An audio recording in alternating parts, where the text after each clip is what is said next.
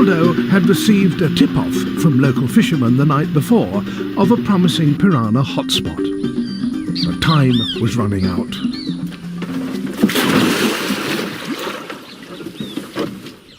Can you see any piranha?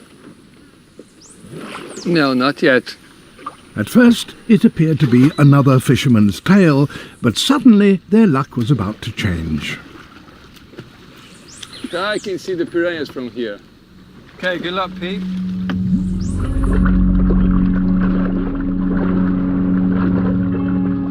Fish activity had attracted good numbers of piranhas out of the shadows, and they were starting to feed.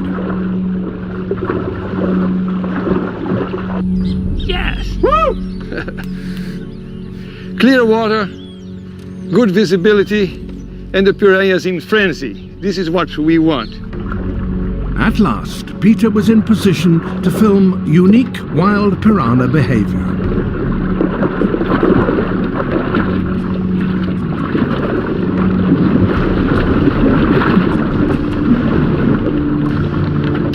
When they are in group attacking, you must consider them dangerous.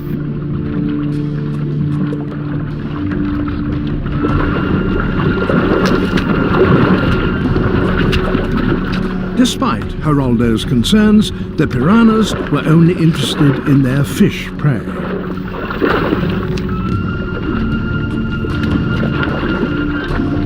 As Peter expected, they never lived up to their frightening reputation, but he did develop a new respect for piranhas as highly effective group predators.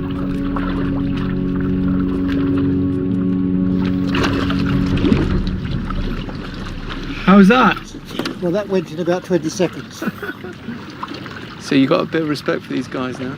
A number of those attacking en masse, I believe they'll slip a horse's head down in 3 minutes, yeah. No problem.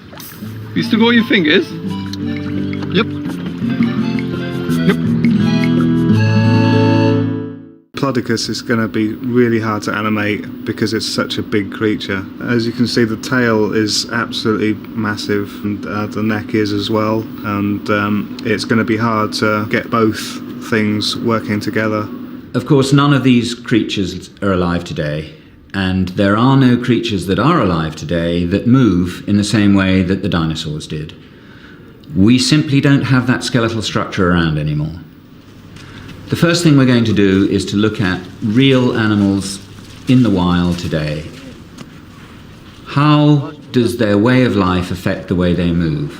How does the shape of their body affect their movement? And then we'll look at the dinosaurs and look at their environment and try and make the same guesses. It's a sort of primitive form of motion capture, really.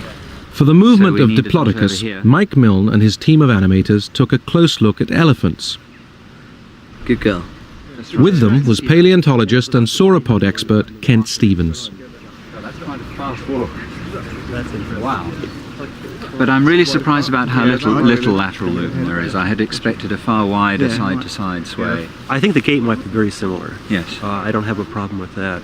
I have a problem with the fluidity of the movement. Because it's a smaller creature? No, because this is a far more intelligent creature.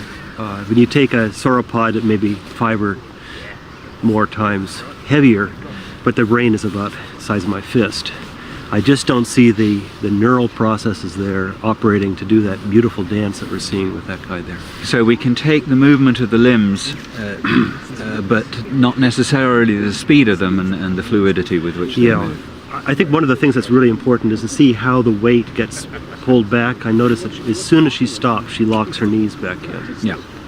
And the legs are very columnar. And that weight distribution stuff I could imagine.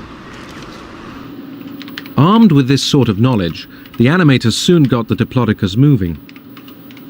One of the key things you can see in the finished animation is that there are always at least 3 feet on the ground to distribute the giant's weight.